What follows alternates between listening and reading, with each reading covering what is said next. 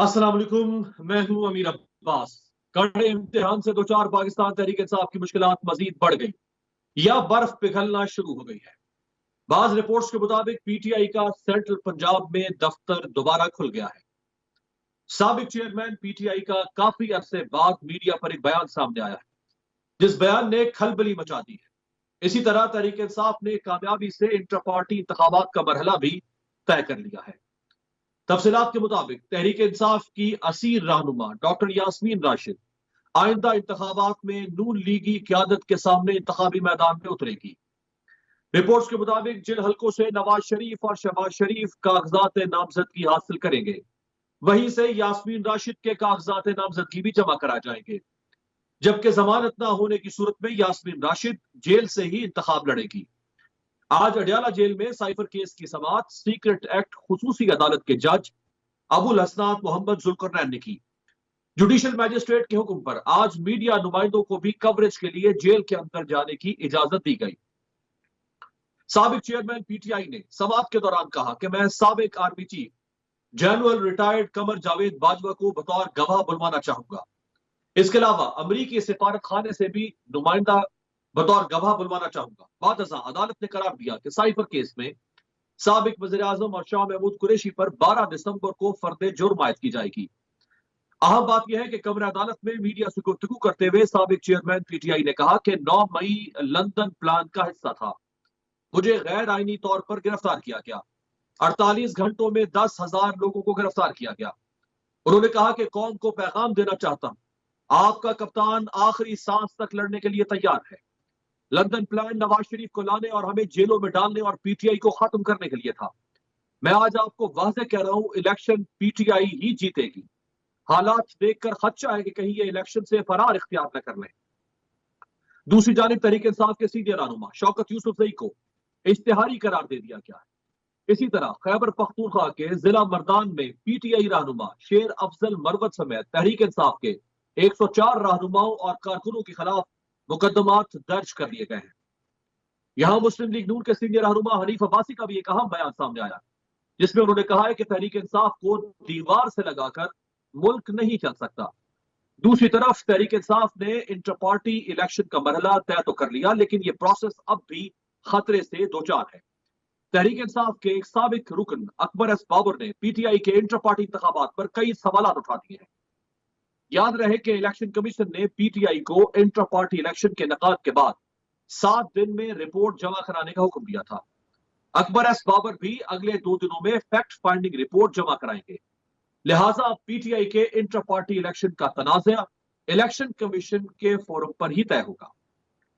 बात करने के लिए हमारे साथ मौजूद है पाकिस्तान तहरीक इंसाफ के मरकजी सीनियर रहनुमा साबिक एडवोकेट जनरल पंजाब अहमद उवैस साहब। बहुत शुक्रिया अहमद साहब। सबसे पहले जो आज साबिक चेयरमैन की समाअत हुई साइफर केस की, उसमें वो जनरल बाजवा को भी बतौर गवाह बुलाना चाहते हैं और अमरीकी सिफारत खाने के नुमाइंदों को भी। तो अमरीकी सिफारत खाने के नुमाइंदे या अमरीकी हुकूमत की किसी शख्सियत को अगर वो बुलवाना चाहें तो उसको तो इस्तिस्ना हासिल होगा, डिप्लोमेटिक इम्यूनिटी होगी, कैसे उनको बुलाया जा सकता है? नहीं, वो कोर्ट के जुरिस्डिक्शन में नहीं आएगा ना। ये पाकिस्तान की अदालत जो है उनकी और एरिया ऑफ जुरिस्डिक्शन में किसी गैर मुल्क को हुक्मनामा भेजा नहीं जा सकता, ना वो पाबंद है उसके आने के लिए। तो ये मुमकिन नहीं होगा किसी बाहर से किसी को बुलाना, एज आई अंडरस्टैंड। अब बाकी डिटेल मुझे मालूम नहीं कि केस में कैसे चल रहा है वहाँ। अगर इमरान खान इस बात पर बजिद होते हैं कि उन बतौर गवाह डोनाल्ड लू को बुलाया जाए, तो इसका फिर मुस्तकबिल क्या होगा कानूनी उनके इस नुक्ते का? नहीं, वो तो फिर कोर्ट उसमें ये होगा ना, फिर कोर्ट कोई ना कोई फैसला करेगा ना इसके ऊपर। तो इस सारी मामला, क्योंकि मैटर ऐसा है ये कि जहाँ पे या वीडियो लिंक के ऊपर वो एग्री कर जाते हैं, तो वीडियो लिंक पे उनको बुलाया तो जा सकता है। उस सूरत में वीडियो लिंक पे वो जो है उनसे बात की जा सकती है, लेकिन seems to be a very uphill task. तो ये बात अगर कही है इमरान खान साहब ने, तो उन्होंने अपने कानूनी जो उनकी लीगल टीम है, कहीं डिस्कस हुई होगी ना ये बात, तो तभी उन्होंने ये बात सामने रखी होगी। یا اسی لیے میں کہہ رہا ہوں نا کہ اب یہ اس کیس کی ڈیٹیل جو ہے میرے پاس تو ہے نہیں ہے, میں باہر بیٹھا ہوا, اس کی وہ بات میں ڈیٹیل سے نہیں کر سکتا. وہ کس بنیاد کے اوپر اور کیا اس کے اوپر جو ریلیونٹ لا کو انہوں نے کس طرح سے یہ بات کی ہوگی. آبویسلی وہ لیگل ٹیم پوری ان کے پاس بڑی ٹیم آف ایکسپرٹس ہیں جو لائر لیگلی, اور وہ کرمنل لا کے اوپر ان کی دسترس بھی ہے اچھی. تو اس لہذا وہی اس کے متعلق بیسٹ رائے بھی دے سکتے ہیں, اور انہوں نے کسی بات کو سوچ کے یہ فیصلہ اگر کیا ہوگا تو, کیونکہ I am not in position. اوپر صاحب کو جو سابق آرمی چیف جنرل باجوہ صاحب کو بطور گواہ بلانا چاہتے ہیں عمران خان, اس کا مستقبل کیا ہوگا؟ ہاں ان کو تو بلایا جا سکتا ہے, باجوہ صاحب کو تو بلایا جا سکتا ہے بالکل. کیا یہ ملزم کا رائٹ ہے کہ جس کو چاہے اپنے حق میں بطور گواہ پیش کر سکے؟ ان کو تو بطور گواہ بلایا جا سکتا ہے, اس میں پھر رائٹ ٹو کراس ایگزامینیشن تو ہوتا ہے, اپوزنگ کاؤنسل بھی کریں گے ان کے اوپر کراس ایگزامینیشن کریں گے, اور کیونکہ اوپن ٹرائل ہوگا تو وہ سارے سب کو پتہ بھی لگے گا کیا انہوں نے بات کی اور کیا اس کے اوپر کراس ایگزامینیشن کیا گیا, اور cross as a result of cross examination انہوں نے کیا کیا اور مزید باتیں کیا بتائی ہیں یا کی ہیں. تو وہ تو it can be part of trial, اور اس میں یہ بات تو سامنے آ سکتی ہے اس کی ڈیٹیل. تو احمد صاحب, کیا یہ ملزم کا رائٹ ہوتا ہے کہ وہ جس کو چاہے بطور گواہ اپنے کیس میں اپنی طرف سے پیش کر سکے؟ جی, اس کا رائٹ ٹو ڈیفینس جو ہے نا, ملزم کا جو رائٹ ٹو ڈیفینس ہے اس کے اندر وہ اپنی لسٹ آف وٹنسز بھی وہ دے سکتا ہے کہ میں نے ان گواہوں کو بلانا چاہتا ہوں اپنے ڈیفینس کے لیے, اور ان کو بلایا جائے. بعض اوقات ایز کورٹ وٹنس بھی عدالت بلا لیتی ہے, ورنہ وہ اپنی جو لسٹ آف وٹنسز جو ہے جو کوئی ملزم اپنی دے گا تو اس کے مطابق بھی ان کو بلایا جا سکتا ہے کورٹ کے اندر.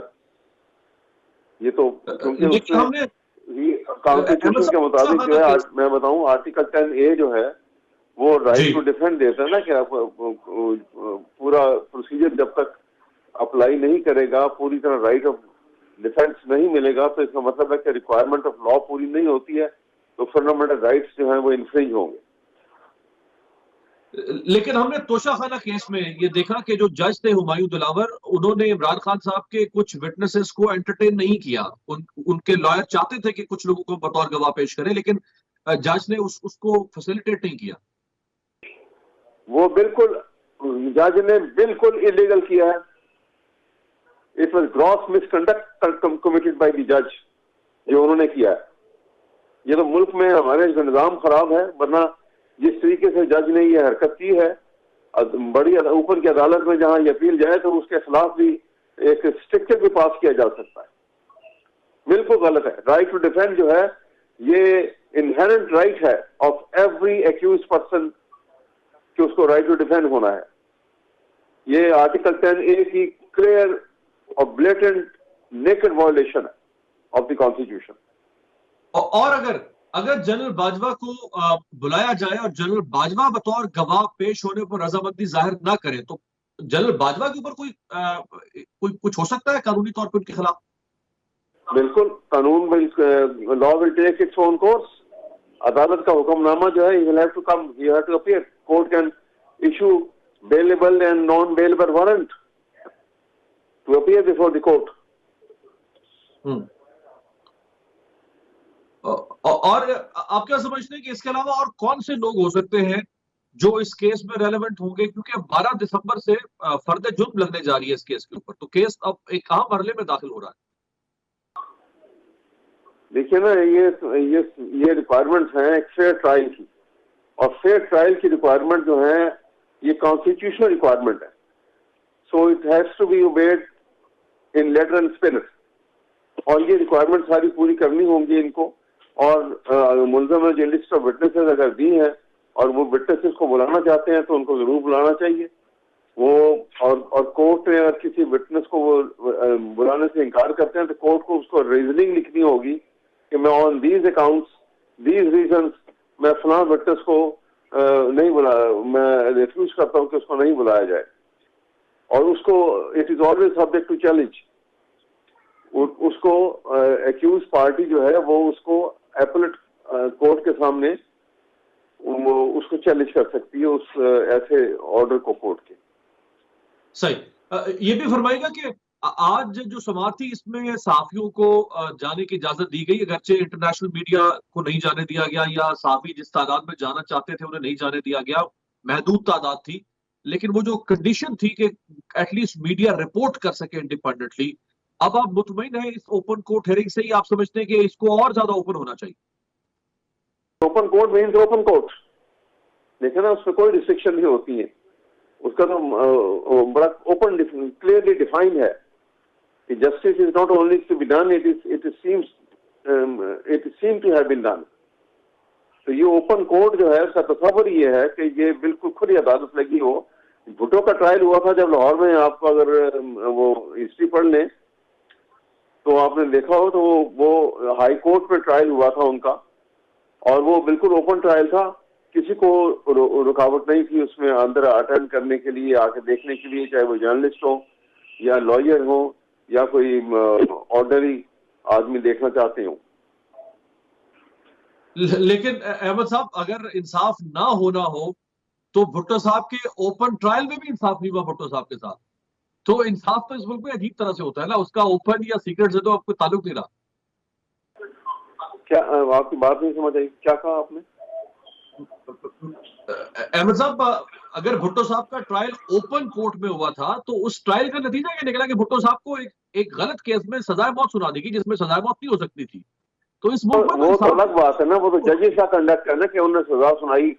ٹرائل اوپن کورٹ میں ہوا تھا، میں اوپن کورٹ کی بات کر رہا ہوں. آگے ججز نے جو فیصلہ کیا جس طریقے سے کیا، پھر اس کی اپیل ہوئی اور سپریم کورٹ میں پھر وہ اس کو 3-5 سے اس فیصلے کو جو ہے وہ میجورٹی ویو کی بنیاد کے اوپر وہ آگے لیا گیا. پھر اس کے ریویو پٹیشن بھی دائر ہوا، ریویو جو ہے وہ یونانیمسلی خارج ہو گئی.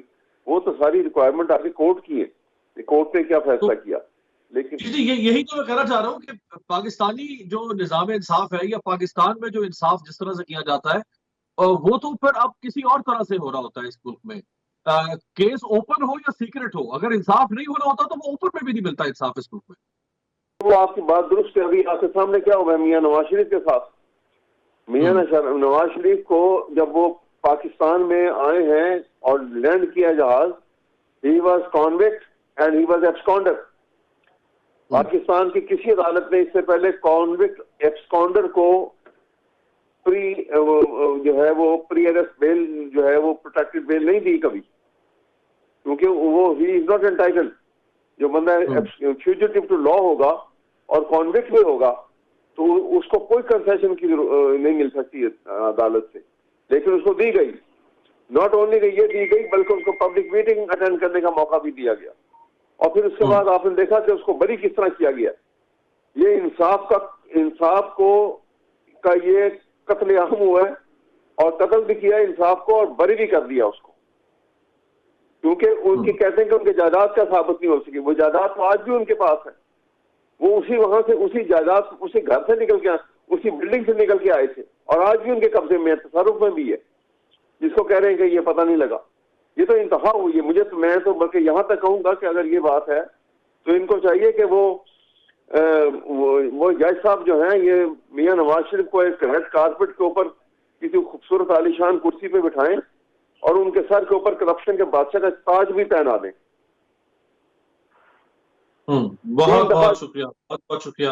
سابق ایڈوکیٹ جنرل پنجاب پاکستان تحریک انصاف کے رہنما ماہر آئین و قانون احمد عبید صاحب ہمارے ساتھ موجود تھے. بریک پر جاتے ہیں، بریک سے واپسی پہ بات کریں گے. پاکستان پیپلز پارٹی سندھ میں اس وقت لیول پلینگ فیلڈ کا شکوہ یا دھبا ان پر لگ رہا ہے کہ وہ اپنے مخالفین کو نہیں دے رہی. بریک کے بعد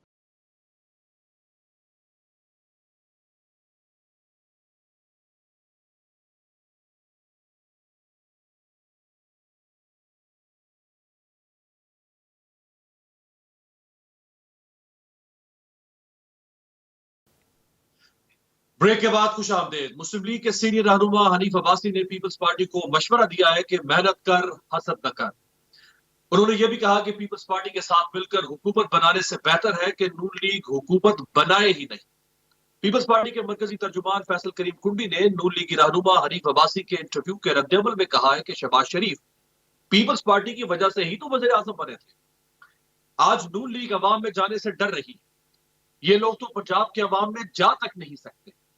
یہ لاڈلے نہیں بن سکتے بلکہ یہ بیساکھیوں کی تلاش میں.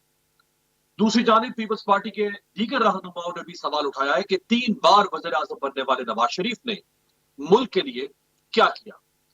پیپلز پارٹی کے رہنما شرجیل میمن نے نون لیگی قیادت پر تنقید کرتے ہوئے کہا ہے کہ نون لیگ نے صرف لاہور کو ہی پورا پاکستان سمجھ رکھا ہے.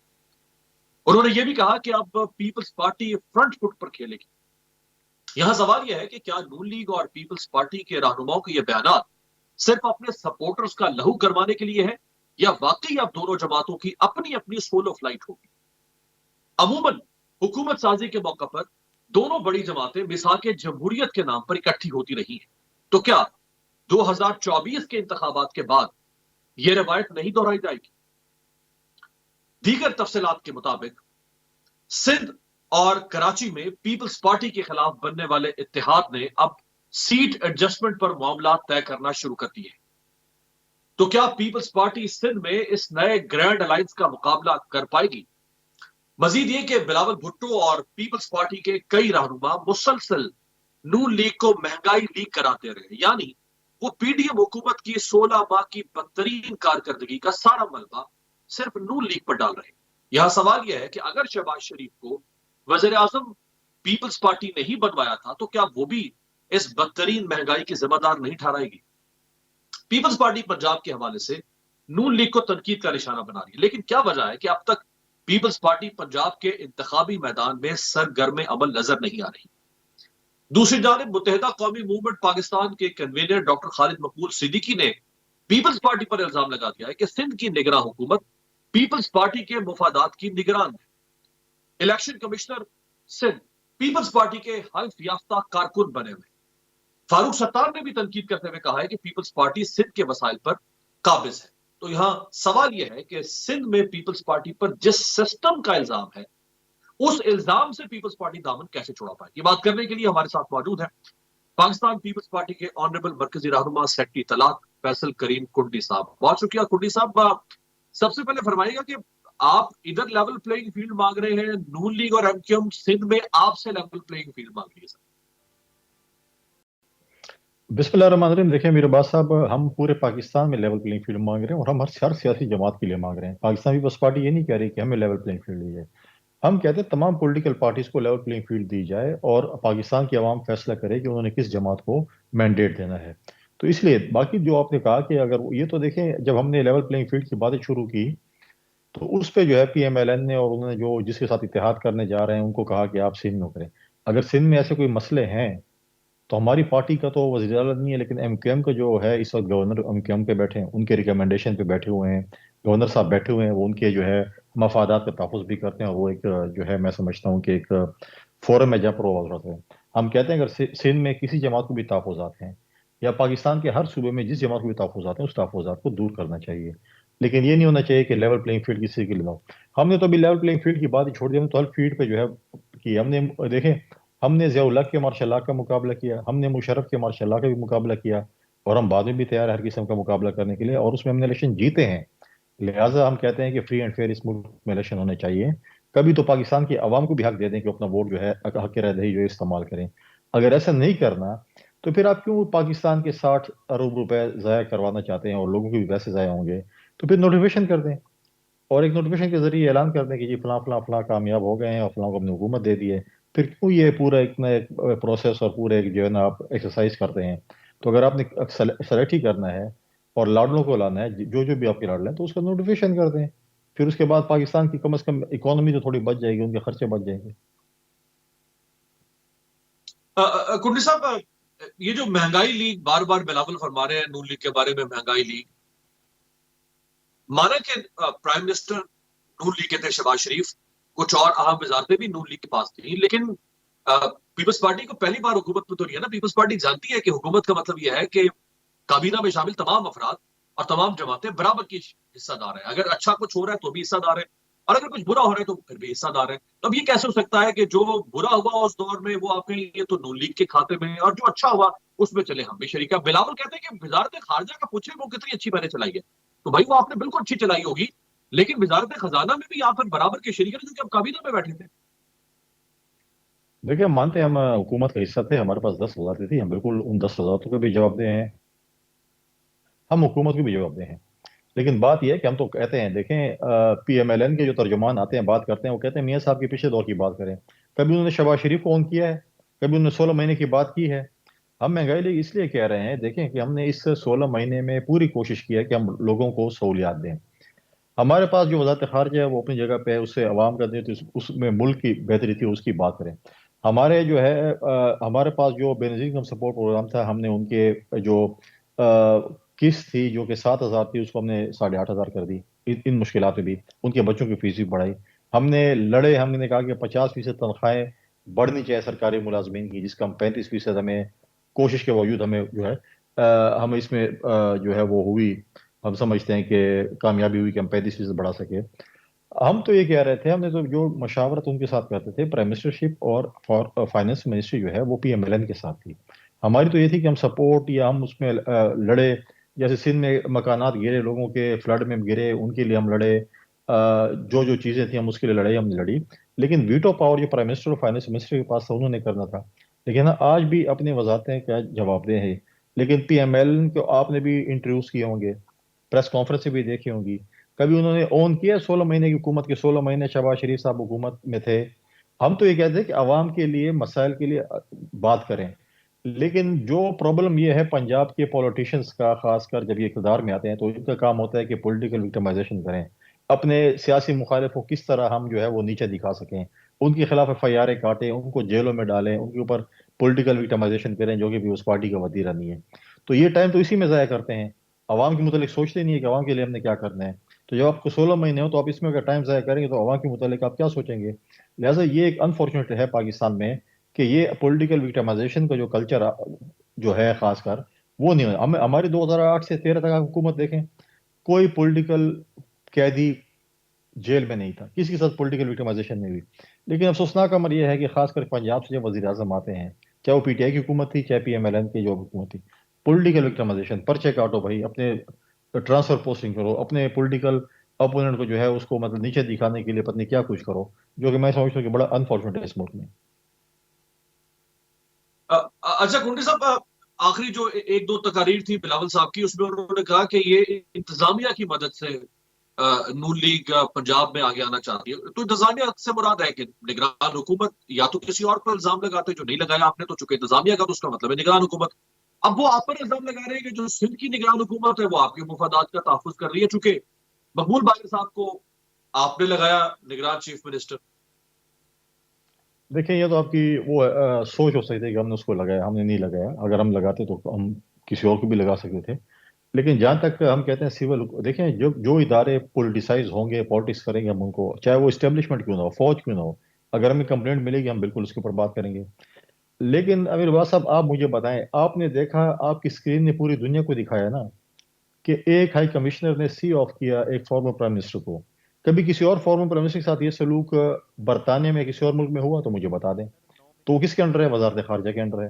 اس پہ حکومت نے کیا ایکشن لیا؟ نہیں لیا. پنجاب میں جب وہ لینڈ کرتے ہیں, اسلام آباد میں لینڈ کرتے ہیں, ان کے فنگر پرنٹ اسٹیٹ لانچ میں لگائے جاتے ہیں. ہم نے پی ٹی آئی کے چیئرمین کے لیے کہا کہ ان کی حاضری دروازے کے اوپر, کورٹ کے دروازے کے اوپر غلط تھی, تو کیا وہ حرام تھی؟ تو اگر آپ فنگر پرنٹس لگا رہے ہیں اسٹیٹ لانچ میں تو حلال ہے. اگر آپ کہیں کہ آپ کو اگر پنجاب میں جو پروٹوکول کہیں یا جو آپ کے ساتھ رویہ اختیار کیا جا رہا ہے سویلین حکومت کی طرف سے, آپ کو کمشنر بھی ریسیو کرے, آپ کے پاس اس علاقے کی پولیس بھی آئے اور آپ کو ریسیو کرے, ان کے آفیسرز ہیں, تو کسے کہنے پہ جائیں گے؟ سویلین حکومت. کیا باقی فارمر پرائم منسٹر کے ساتھ یہ سلوک ہو رہا ہے؟ اگر ہو رہا ہے تو میں کہتا ہوں بالکل اچھی بات ہے. اگر نہیں ہو رہا اور ایک کے ساتھ ہو رہا ہے تو پھر تو دیکھیں سب. اور یہ وتیرہ رہا پی ایم ایل این کا, انہوں نے ہمیشہ اداروں کو سیاست میں دھکیلا ہے اور یہ تاثر دینا چاہتے ہیں کہ ادارے ہمارے ساتھ ہیں, پولیٹیکل پارٹیز ان کے خلاف ہو جائیں تاکہ وہ ہمیں اور سپورٹ کریں. اور ہم اگر وہ اتنے ہی تگڑے ہیں, پنجاب میں اگر انہوں نے لاہور میں ایک جلسہ کیا اس کے بعد خاموشی کیوں اختیار کر لی؟ 120 سیٹیں کہنے والے مجھے بتائیں کہ جب شہباز شریف صاحب وزیر اعظم تھے, حمزہ شہباز صاحب وزیر اعلیٰ تھے, آخری الیکشن ضمنی 20 سیٹوں پہ ہوا, اس میں سے 19 ہارے اور ایک جیتے. لیٹسٹ الیکشن تو یہی تھا، اور لیٹسٹ الیکشن کے مطابق تو جو ہے ان کو 99% جو ہے وہ شکست ہوئی. اب وہ کہہ رہے ہیں پنجاب میں 120 سیٹیں لے کے جا رہے ہیں. جو 20 سیٹیں نہیں جیت سکتے ضمنی الیکشن میں، وہ 120 سیٹوں کی باتیں کرتے ہیں. تو اب کیا بولے اس کے اوپر. صحیح. آخر میں کنڈی صاحب، آخر میں فرمائے گا کہ پنجاب سے سیٹیں لیے بغیر آپ پرائم منسٹر کیسے بن سکتے ہیں؟ صرف سندھ کی نشستوں سے تو آپ پرائم منسٹر نہیں بن سکتے نا، چونکہ بار بار زرداری صاحب بھی دعویٰ کر رہے ہیں کہ اگلا وزیر اعظم بلاول ہے، بلاول صاحب خود بھی کہہ رہے ہیں کہ مجھے وزیر اعظم بنائیں. تو پنجاب میں آپ جان ہی رہے ہیں، پنجاب میں کیمپین، پنجاب میں جلسے، پنجاب میں کچھ ہو نہیں رہا، بغیر پنجاب کے وزیر اعظم بن نہیں سکتے، تو پھر وزیر اعظم کیسے بن جائے گا؟ دیکھیں ہم نے اپنے اس کے اوپر ہوم ورک کیا ہوا ہے. بالکل بلاول صاحب ہمارے انشاءاللہ وزیر اعظم ہوں گے. آپ نے دیکھا کہ میٹھی میں ایک جلسہ ہوا، اس کے بعد بلاول بھٹو زرداری صاحب خیبر پختونخوا کی وزٹ پہ ہے، وہاں پر 5-6 کنونشنز ہوئے. پھر یہ جو ہے کوئٹہ میں ہمارا یوم تاسیس تھا، اور دوبارہ 7 تاریخ سے ہمارے خیبر پختونخوا کے سیکنڈ فیز کنونشنز کے شروع ہو رہے ہیں. اس کے بعد پنجاب جا رہے ہیں، اور جیسے الیکشن شیڈول آئے گا تو ہم جو ہے وہ اپنی الیکشن مہم شروع کریں گے. ہمارے ساؤتھ پنجاب میں ہماری جو ہم نے جو ہوم ورک کیا ہوا ہے، ٹھیک ہے ہم مانتے ہیں کہ ہم سینٹرل پنجاب میں کمزور ہیں، لیکن ساؤتھ پنجاب میں ہماری مضبوطی ہے. ہم خیبر پختونخوا سے بھی اچھے رزلٹ لے کے آئیں گے، اور بلوچستان سے بھی لے کے آئیں گے، اور ہم اتحادی جماعتوں کے ساتھ مل کر جو ہے ہم حکومت بنائیں گے. کچھ اتحاد ابھی ہو رہے ہیں الیکشن سے پہلے، اور کچھ اتحاد ہوں گے الیکشن کے بعد. ہم نے الیکشن کے بعد کے اتحاد پہ فوکس کیا ہوا ہے.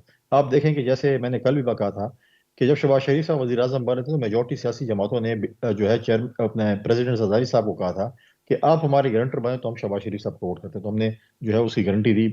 تو کیا جو ہے زرداری صاحب اپنے بیٹے کے گارنٹر نہیں بنیں گے؟ اپنے بیٹے کو وزیر اعظم نہیں بنانا چاہیں گے؟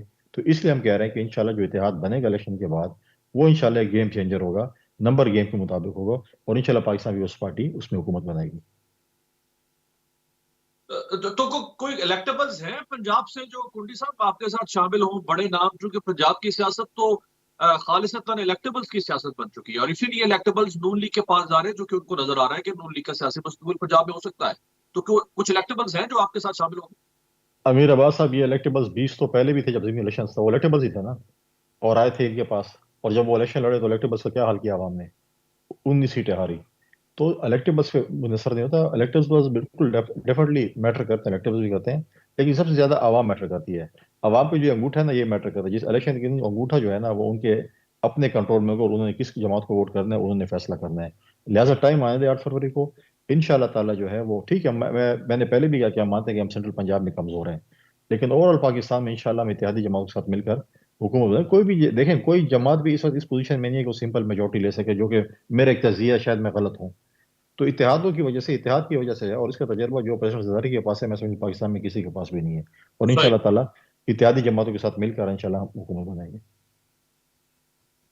بہت بہت شکریہ فیصل کریم کنڈی صاحب، سیکرٹری اطلاعات پاکستان پیپلز پارٹی، سابق ڈپٹی اسپیکر قومی اسمبلی، ہمارے ساتھ بات کر رہے تھے. ایک بریک پہ جاتے ہیں، بریک سے واپسی پہ بات کریں گے غزہ کی تازہ ترین صورتحال، جہاں جنگ بندی کے بعد جنگ پھر چھڑ چکی ہے.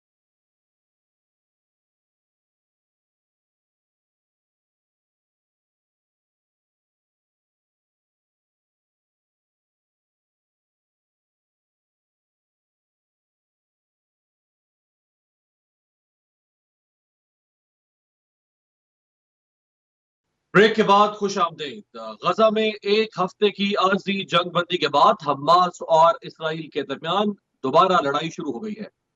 اسرائیل نے 16,000 سے زائد فلسطینی شہریوں کی جان لینے کے بعد زمینی کارروائی پورے غزہ تک بڑھا دی ہے. صہیونی فورسز نہ صرف زمینی بلکہ فضائی اور بحری محاذ سے بھی غزہ کی شہری آبادی کو نشانہ بنا رہی ہے. اسرائیلی ایجنسی نے قطر، ترکیہ اور لبنان میں بھی حماس رہنماؤں کو نشانہ بنانے کی دھمکی دی ہے. دوسری جانب امریکی وزیر دفاع لائیڈ آسٹن کا کہنا ہے کہ اسرائیل نے اگر فلسطینیوں کو تحفظ نہ دیا تو اسے اسٹریٹجک شکست ہو سکتی ہے. تاہم اس کے برخلاف عارضی جنگ بندی ختم ہوتے ہی اسرائیلی فوج نے غزہ پر 400 سے زائد حملے کیے اور 24 گھنٹے کے مختصر وقت میں 700 سے زائد فلسطینی شہید جبکہ 5,000 سے زائد زخمی کیے گئے. اسرائیلی حملے میں غزہ سے تعلق رکھنے والے نامور سائنسدان سفیان طیبہ بھی شہید ہو گئے ہیں. 7 اکتوبر سے اب تک غزہ پر اسرائیلی حملوں میں شہداء کی تعداد 15,500 جبکہ زخمیوں کی تعداد 40,000 سے تجاوز کر چکی ہے. دوسری جانب غزہ میں جنگ بندی کی کوششوں میں ڈیڈ لاک آ گیا ہے کیونکہ اسرائیل نے قطر سے اپنے نمائندے واپس بلا لیے ہیں. عالمی ادارہ برائے صحت کے سربراہ کا کہنا ہے کہ اسرائیلی بمباری کے باعث غزہ کے اسپتالوں کی صورتحال ناقابل تصور ہے۔ غزہ کے اسپتالوں میں مریضوں کا علاج زمین پر لٹا کر کیا جا رہا ہے اور مریض درد سے چیخ رہے ہیں۔ دوسری جانب سعودی فورسز نے شام کے دارالحکومت دمشق کے مضافاتی علاقے اور لبنانی سرحد پر بھی حملے شروع کر دیے ہیں۔ اسرائیلی حملوں میں 3 لبنانی شہری شہید ہو چکے ہیں۔